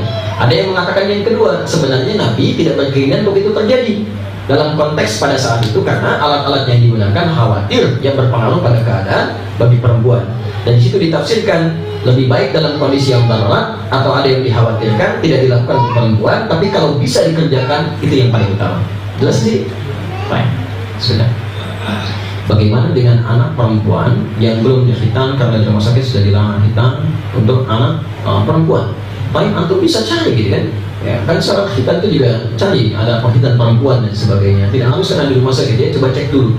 Kalau sudah ada yang mengerjakan khusus di bidang itu, dia tahu silakan. Tapi kalau tidak ada sama sekali, tadi bahasa Nabi mukramatun bin bisa, ada kemuliaan sepanjang tidak dilakukan, tetap itu ma'fu anha, termaafkan sepanjang antum menunaikan 3 hal tadi. Jelas di sini? Tapi jangan jadi alasan untuk tidak dulu. Kalau ibadah itu kerjakan dulu semaksimal yang kita bisa. Jelas ya? Ya, kalau sudah kita kerjakan semaksimal kita bisa, baru kita bertawakal kepada Allah Subhanahu wa ta'ala. Apabila sholat wajib sendiri, apakah ada tuntutannya untuk melafalkan iqamah? Pertanyaannya bukan ini, pertanyaannya kenapa antum sholat wajib sendiri? Kenapa nggak bisa berjamaah? Itu dulu pertanyaannya. Kalau bisa berjamaah, kenapa harus sendirian? Hadis tentang sholat berjamaah itu awalnya nggak ada hubungan dengan masjid. Hadis yang terpisah. Masjid berjamaah. Karena berjamaah itu tidak harus selalu di masjid, sepanjang tidak bisa ke masjid. Antum gak bisa ke masjid, misalnya ibu gak bisa ke masjid di rumah. Apakah ibu sendirian di rumah? Belum tentu. Ada anaknya, ada bahkan yang membantu dalam kehidupannya, ada kerabatnya. Antum di kamar ruangan dikasih banyak, masa nggak ada yang digunakan satu untuk berjamaah? Ibunya sholat di kamar satu, kakaknya di kamar satu, adiknya di kamar satu, yang bantu di kamar satu. Kenapa nggak kumpul di satu tempat untuk melakukan? Bukankah pahalanya berapa? 27 itu jangan dihitung 1, 2 sampai 27. Tapi masjid aja tempatnya, baru tempatnya 1 ke 2 500 tahun, 2 ke 3 500 tahun, 3 ke 4 500 tahun, 4 ke 5 500 tahun. Berapa dengan 27 itu? Sayang kalau dibuang-buang pahalanya. Bagi laki-laki alangkah mulia, akan lebih baik bila ke masjid. Bila ke masjid.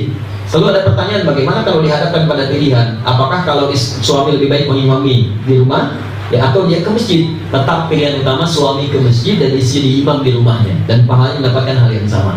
Karena suami itu selain menjadi ya, kesunahan utama dirinya ke masjid, juga menjadi perwakilan dari keluarganya untuk memohonkan kebutuhan rumahnya di rumah Allah langsung. Ya, tolong jangan lupa Pak ya, kalau antum sedang ke masjid, jangan soleh sendirian. Itu antum jadi perwakilan di rumah, jadi minta doa sama Allah. Jangan cuma sendiri, doa untuk istrinya, doa untuk anaknya, doa untuk kebaikannya. Makanya selalu ada perwakilan untuk ke rumah Allah.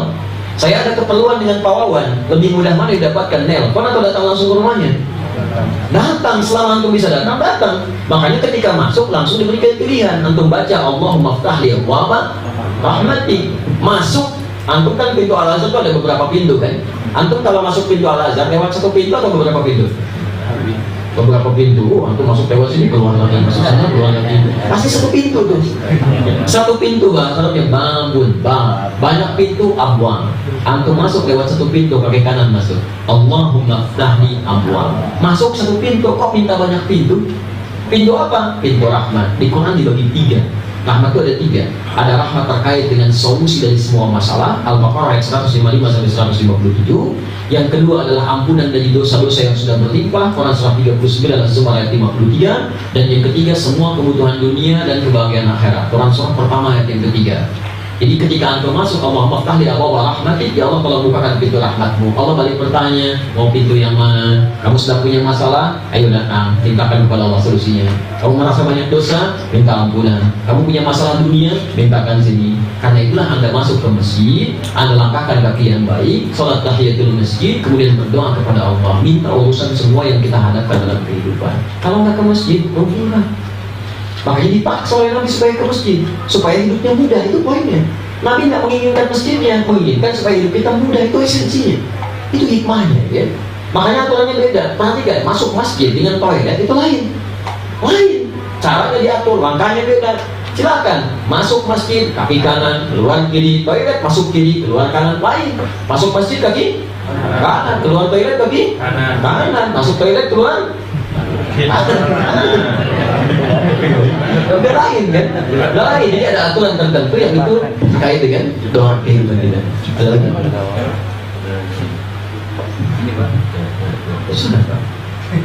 Ayat yang Al-Baqarah 129 dan 151 dan Pak, ada juga kaitannya dengan di Ali Imran 164 dan di Al-Jum'ah ayat 2 itu kan, apakah bersamaan ininya, artinya Pak? Orang jelasnya. Baik, baca dulu Ali Imran 164 apa itu? Awas jangan sampai kita bacakan tidak ngerti isinya ya. Ayo coba bacakan, Pak Dewi, ayo tanggung jawab. Ayo, antum tanggung, saya jawab nanti. Ayo 164, ayo buka. Sungguh Allah telah memberi karunia pada orang-orang beriman ketika Allah mengutus Rasul Muhammad di tengah-tengah mereka dari kalangan mereka sendiri, yang membacakan kepada mereka ayat-ayatnya, menyucikan jiwa kepada mereka dan mengajarkan kepada mereka kitab Al-Quran dan hikmah, meskipun sebelumnya mereka benar-benar dalam keadaan sesat dan yang nyata. Baik, itu kan terjemahannya.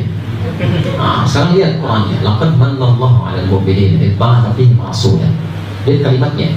Di Al-Baqarah ayat 129, 151 baru menerangkan tugas rasulnya. Di Ali Imran 164 menyampaikan dampak dari umatnya jika mengikuti ketentuan rasulnya. Lihat dampaknya, apa yang bisa kita dapatkan kalau kita bisa mengikuti tuntunan rasul seperti yang dijabarkan ini. Maka di sini dibuka dengan kalimat laqad manallahu 'alal mu'minin. Sungguh Allah telah memberikan nikmat yang besar. Manna itu sesuatu nikmat yang sangat besar.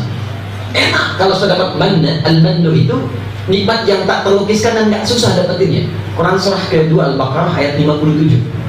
Ayat 57. Ya, silakan dilihat. Wa dhallalna 'alaikumul ghamama, ayat sebelah kiri paling bawah. Wa dhallalna 'alaikumul ghamama wa anzalna 'alaikumul manna wassalwa. Masyaallah, al-manna wassalwa. Jadi orang-orang Yahudi dulu saking dimanjanya oleh Allah, ya, dimanjanya dengan turun Nabi Musa itu kurang apa lagi, bebas dari Fir'aun. Kalau jalan gak usah pakai payung Pak kalau panas, itu awan langsung mengikuti mereka, ya. Yang kedua, ini yang paling menarik, Allahu Akbar. Setiap ingin mendapatkan makanan, manisan yang enak-enak, mereka tinggal langsung ngambil aja, gak jauh. Pokoknya gak tinggi-tinggi, tinggal ngambil, tinggal metik, tinggal macam-macam. Setiap ada. Jadi kalau disebutkan kalimat al-mannu dalam bahasa Arab, itu artinya kenikmatan yang mudah diraih dan terasa nyaman, enak. Ya, tapi ya itu susahnya orang-orang dulu itu Yahudi. Sampai sekarang itu kerasnya luar biasa. Ya, baru keluar dari kejaran Firaun, dibebaskan, kelihatan mukjizatnya, masih kita dicarikan Tuhan yang lain. Setelah lewat dari situ, kemudian apa yang terjadi? Diberikan ada kenikmatan lagi, seperti yang tadi saya sebutkan, Al-Baqarah 57. Sekarang masuk ya ke Palestina ya, tinggal masuk aja ke situ. Cuman di situ ada orang-orang yang kalau kita preman lah ya, badannya kuat, besar dan sebagainya. Ujian Allah sederhana, nggak usah diperangi. Kamu masuk ke situ, saya akan kalahkan kata Allah. Saya akan bantu kalahkan, tinggal masuk aja. Apa kata mereka? Musa, ini aja deh, kamu aja yang pergi dengan Tuhan kamu ke sana berdua, kami tunggu di sini. Ntar kalau udah kalah kasih tahu kami masuk kan. Itu luar biasa Pak Ngejalan itu. Ya sampai diminta mengatakan waqul khittatun naghfir lakum khatayakum. Tobat kamu. Katakan khittah, kami ampuni. Apa yang mereka katakan? Dari khittah dipelesetkan jadi hintah. Itu yang kecil itu begitu ya. Ada di ayat 58 sampai 59 nya. Tapi poinnya kalau disebutkan al-mannu itu artinya kenikmatan, kenyamanan dan kedamaian. Nikmat. Jadi kalau kita ikut petunjuk Al-Quran, ikut tuntunan Nabi dalam kehidupan, terapkan dalam hidup kita, akan didapatkan kenikmatan yang tak terlukiskan, yang tidak bisa dinilai dengan apapun. Gak percaya silahkan Pak, bandingkan ya, nikmat mana untuk dapat proyek ya, senilai dengan 100 miliar besar, dengan saat pulang ke rumah lihat anak 4 tahun sedang mengucapkan kalimat alif lam mim dzalikal kitab la raiba fi hudal lil muttaqin. Antum dapat proyek bisa tertawa, tapi dengan anak seperti itu saking bahagia bisa menangis. Ayo pilih mana? Anak hafal Quran atau dapat proyek 1 miliar dan tidak ada pilihan ketiga? Beda Pak, iman itu lain Pak. Antum kalau sudah dapat kenikmatan iman, wah luar biasa. Ada orang ketinggalan sholat fardu biasa-biasa. Kalau nikmat iman itu ketinggalan sunnah sudah menyesal. Ketinggalan puasa sunnah sudah gak enak. Ketinggalan ta'lim sekali sudah gak nyaman. Ada kenikmatan dan itu gak bisa dibayar. Gak bisa. Ada kenikmatan luar biasa. Apalagi kalau gak percaya silahkan antum didik dari sekarang. Antum hafal. Tadi saya dari Darussalam pagi, begitu keluar ada seorang ayah langsung menangis. Ya Ustaz, alhamdulillah saya sejak dulu kita mendengar untuk berusaha menghafal Quran. Saya berusaha menghafal Ustaz. Istri saya juga menghafal. Dan kami alhamdulillah sudah mulai menghafal dan sudah hafal sebagian dari juz Al-Quran. Sudah menangis seperti itu. Jadi ada kenikmatan tersendiri yang nggak bisa dibayar. Padahal orangnya orang sukses, berusaha luar biasa dan sebagainya. Hanya untuk mengatakan saya sudah berusaha menghafal dan sudah hafal sekarang. Ini hafal berapa ayat saja sudah merasakan kenyamanan. Apalagi sudah hafal seluruh ayatnya. Dan apalagi kalau antum hidupkan keluarga di rumah, masya Allah. Begitu masuk, hafal Quran sama-sama. Ini baca Al-Baqarah, ini Al-Imran, dinyambung lagi. Sepekan tuh Quran aja sih, gitu kan. Dan kehidupannya juga begitu. Nggak ada sesuatu yang lebih nikmat daripada itu. Ya, semoga kita semua dijadikan bagian dari itu. Dan tidak cukup dengan amin, tidak cukup dengan amin. Harus kita siapkan dari sekarang. Halo, ya, masih ada pertanyaan? Ya, Kita sampai jam 12. ya sampai 100. Ya, sekedar informasi juga Ustaz. Ya, alhamdulillah apa materi Ustaz tentang kita. Kalius kemarin juga alhamdulillah minggu kemarin sudah kita ya, mohon maaf baru dikasih informasi itu Ustaz. Ya, ada Gibran, ada Rifki, Ya, baru dengan Gibran kemarin hari Senin kemarin. Ya, itu berarti antum informasi saya informasikan pada antum. Antum punya tugas 3 tadi itu. Jaga anaknya dengan penuh ketaatan, jaga jadi orang baik, jaga penuh hikmah dan untuk kita semua. Itu poin utama. Tapi teman-teman sekalian, kalau tidak ada yang ditanyakan lagi terkait dengan materi, saya buka pertanyaan yang tidak ada kaitan dengan materi. Ada? Ada pertanyaan yang di luar materi. Jadi selama ini maaf banyak misalnya salah dalam hal mendidik anak kita tuh mencari sekolah-sekolah yang bagus. Bukan kita, mungkin bapak. Kalau saya nggak ikutan, kalau kita Banyak masyarakat kosan. Jadi dia pilih sekolah katanya unggulan adalah sekolah orang Al-Kafirun kan gitu. Jadi bangga sekolah misalnya, ya nggak apa-apa saya bilang Kanisius kayak apa segala macam. Dan dia bangga dari SD sampai tamat SMA. Jadi seperti kata Ustaz, masukkan sekolahnya udah nggak benar. Bagaimana anak benar? Ustaz, mohon anunya pencerahan. baik. Ya memang itu persoalan yang kita hadapi saat ini. Yang seharusnya kita banggakan kan urusan-urusan akhirat kita. Jadi makanya urusan kebanggaan di Quran itu selalu dilekatkan dengan iman. Silahkan cek, kebahagiaan, kebanggaan pasti melekat dengan ibadah. Kebahagiaan pertama dan kesuksesan di Quran itu kalimatnya falah, muflih orangnya, melekatnya dengan ibadah. Silahkan cek, muflih pertama di Al-Baqarah ayat 5, posisi paling kiri sebelah bawah. Udaika ada hudan min rabbihim wa ulaika humul muflihun. Ada orang-orang yang muflih. Muflih itu bahagia, senang, sukses dan bangga petunjuk Allah. Bagaimana cara dapatnya? Al-Baqarah ayat 3 sampai ayat 4-nya. Alladzina yu'minuna bil ghaib wa yuqimuna shalah wa mimma razaqnahum yunfiqun. Jadi dalam Islam itu tidak cukup dengan bangga, bahagia juga mesti ada, sukses mesti ada, dekat dengan Allah mesti ada.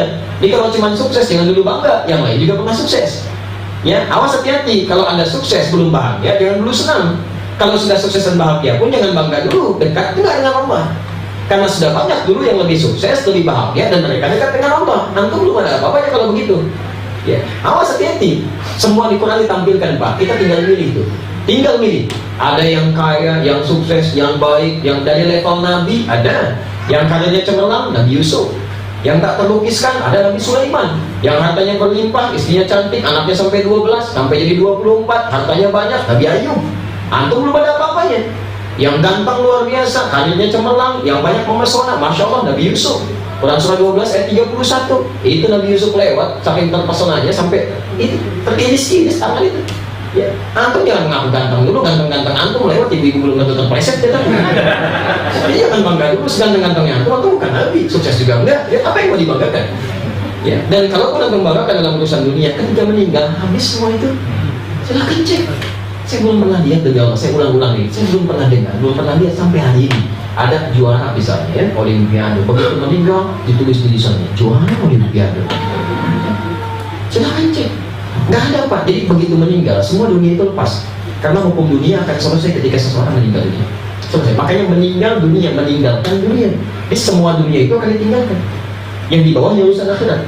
Nah, sekarang pertanyaannya bagaimana cara memotivasi anak supaya bisa bangga masuk pada nilai keislaman. Disinilah peran kita untuk mengangkat orang-orang sukses di masa lalu pada kisah-kisah keislaman dulu.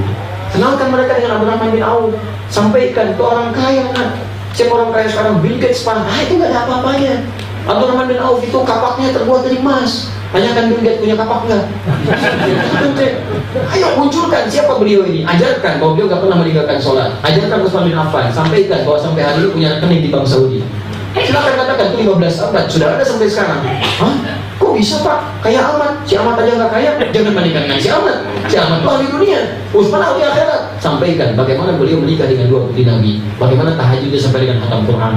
Bagaimana kesopanannya, kelembutannya, sampai saat dieksekusi tidak melawan, sampai saat dibunuhnya, Masya Allah, ditaruh janggutnya malah senyum, tiba-tiba ditusuk dari bagian atas sampai dengan bawah. Utsman bin Affan. Ya, dan bermimpi sebelum itu bertemu dengan sahabat-sahabat Abu Bakar dan Umar radhiyallahu ta'ala anhuma. Utsman dengan duduk buka, kita buka bersama Nabi sallallahu alaihi wasallam. Tiba-tiba terbangunkan oleh suara Abu Hurairah. Ketika itu dua perompak kemudian masuk lewat genteng bagian atas, tiba-tiba mengeksekusi satu menarik nyanggutnya Utsman, kemudian selanjutnya mengeksekusi beliau sampai meninggal dunia. Tapi tercatat sebagai laki-laki yang paling pemalu, sampai kata Nabi, malaikat Jibril pun saat turun akan malu dengan Utsman. Saking taatnya dalam pandangan Allah. Dan beliau pengusaha, bukan ustaz. Ya, Abu Bakar As-Siddiq, ahli surga, masuk surga tanpa hisab, seorang pengusaha. Jadi kalau Anda jadi seorang pengusaha, orang jadi ustaz, silahkan kembangkan, Anda jadi ahli surga juga. Allah menginginkan Anda jadi orang soleh, terlepas dari semua profesinya. Jadi apapun silahkan, sepanjang yang baik-baik dan melekat kesolehan kepada dirinya. Di tugas kita sekarang mengangkat yang baik-baik Pak. Yang jelek-jelek itu tinggalin aja. Tokoh-tokoh dari yang bukan muslim misalnya, simpannya untuk pengetahuan, munculkan yang Islami. Ya, jangan terlalu mengangkat Einstein, karena teori relativitas ini bukan konteks. Kan terambil dari Al-Quran. Nanti suatu saat saya coba tunjukkan saya dari beberapa kitab literatur yang sekarang di barat itu sudah banyak diungkap. Ya ada orang-orang yang bahkan sudah mulai Nobel di Barat sekarang digugat, dipersoalkan lagi karena ternyata diketahui ngambil dari manuskrip orang Islam di masa lalu. Itu sudah ada Pak. Ya, saya senang baca itu, ada kayak turunan-turunan. Saya musik nggak suka, ya, nggak suka macam-macam, tapi teorinya saya pelajari karena itu ternyata ngambil dari teori Islam. Sudah ada ilmunya, sudah ada, dan saya pelajari persis di cabang ilmunya awal di sasana. Ada 16 turunan dari situ. Ya ada Bahr namanya, Bahr Fawil, Faulun, Mafailun, Faulun, Mafailun, Faulun, Mafailun, Faulun, Mafailun. Ada Rojas, Mustafilun, Mustafilun, Mustafilun, Mustafilun, Mustafilun, Mustafilun. Ada Majid, kemudian ada banyak lagi sampai 16 Bahr. Itu diambil oleh Wenzing, diambil jadi sebuah not-not, dipraktekkan sampai sekarang. Jadi alat-alat musik sampai sekarang. Ya, kayak main gitar, piano, macam-macam, itu turun dari situ. Jadi F, dia BC, dia BC, dia FIS G, dia FIS G, dia BC D, BC D, FIS A, FIS A, BC A, BC F, BC AS B, BC AS B, BC AS B, BC AS B, BC AS B, hafal saya itu. Ya, cuma ya itu dia, ambil dari Islam, banyak poinnya, banyak poin. Sekian itu Pak ya. Halo, ada yang lain? Kalau baca saya senang, tapi kalau praktek saya belum tentu ya. Aku ngapain nonton bola malam-malam sampai begadang ninggalin tahajud?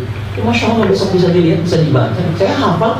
Ya, Chelsea sekarang poinnya 49, posisi nomor 1, pelatihnya Antonio Conte gitu kan. Yang keduanya kemudian Liverpool, poinnya 5 karena Chelsea paling kalah sama Tottenham Hotspur 2-0 gitu kan. Yang memasukkan Del Ali, saya hafal itu. Posisi kedua Liverpool, ketiganya kemudian Arsenal malah agak tertinggal narik ke atas, kemudian ditutup Tottenham Hotspur nomor 3 sekarang. Yang keempatnya Manchester City, kemudian Arsenal nomor 5. Yang keenam Manchester United, beda poinnya itu baru 39, 10 poin. Kalau ini musim Liga, saya hafal. Real Madrid poinnya 6 poin dengan Barcelona sekarang. Yang lalu nomor 1, berarti Zinedine Zidane. Hafal saya sebelumnya Ancelotti pindah ke Bayern Munchen, agak kesulitan sekarang. Saya paham itu. Kita lihat siapa yang sekarang. Juventus ya naik, bertambah saya AC Milan, masih agak turun sekarang. Ya, saya paham. Erick Thohir punya Inter Milan. Aku mau tanya apa ya? Kalau cuma itu saya hafalkan, itu bisa dibaca gitu kan.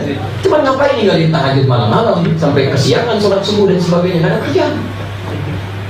Halo Pak. Saya sebenarnya apakah ada tuntunannya sesuai Rasul kalau khotib Jumat itu harus membaca ya ayuhan terus seterusnya kan ada al-dolalah. Yang pertama, yang kedua, kalau membaca doa apakah khotibnya tuh harus menggunakan tangan atau Baik, terkait dengan khutbah Jumat, pertama ada tuntunan itu. Ada takwa, wasiat takwa itu bisa dilihat keadaannya, bisa dicukupkan dengan misalnya 3 ayat sempurna. Ya, 3 ayat sempurna itu yang pertama Ali Imran yang 102 itu, kemudian An-Nisa, dan yang selanjutnya ya ayyuhalladzina amanu taqullaha wa qulu qawlan sadida. Nyambung di situ. Itu silahkan kalau dianggap sempurna keseluruhannya. Tapi kalau momentumnya dicukupkan dengan 1 ayat itu juga boleh, melihat situasi keadaannya. Dan wasiat takwa selanjutnya bisa ke wasiat untuk menjaga konten ibadah supaya sesuai dengan keadaan Allah Subhanahu wa taala yang setelah mensyariatkan kepada Nabi, ya. Di antara yang minta untuk mengikuti sunnah Nabi, menjauhi dari bid'ah dan sebagainya. Jadi poin-poin ini boleh disampaikan, itu bagian dari sunnah yang bisa dikerjakan sepanjang itu sudah belum dipahami dengan baik. Kalau sudah dipahami, nggak ada masalah, cukupkan 1-2 ayat dan terus masuk kepada konten. Dan saya tutup untuk berdoa, sunnahnya ketika khatib berdoa yang disunahkan dengan 1 jarinya mengangkat.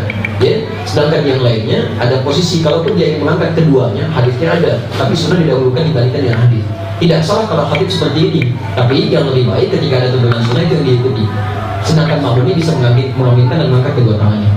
Jadi jangan ikut-ikutan khatib ini makmum ikut begini gitu kan, nggak usah gitu kan. Baik, dan seperti ini nggak usah. Kalau tidak, yang kedua ya tiga ya, dua ada masalah. Baik, saya kira itu ya Pak. Baik Bapak Ibu sekalian, kita cukupkan dulu karena ada sudah berkemarin, kita harus sampaikan ibadah kita. Jika ada benar dari Allah dan Rasulnya silahkan diamalkan. Kalau salah dari saya tolong dimaafkan, dan tolong catat ya, tinggalkan pendapat saya yang keliru, ambil pendapat Ustaz yang lebih baik. Subhanallah wa bihamdihi asyhadu an la ilaha illa anta astaghfiruka wa atubu ilaik. Assalamualaikum warahmatullahi wabarakatuh.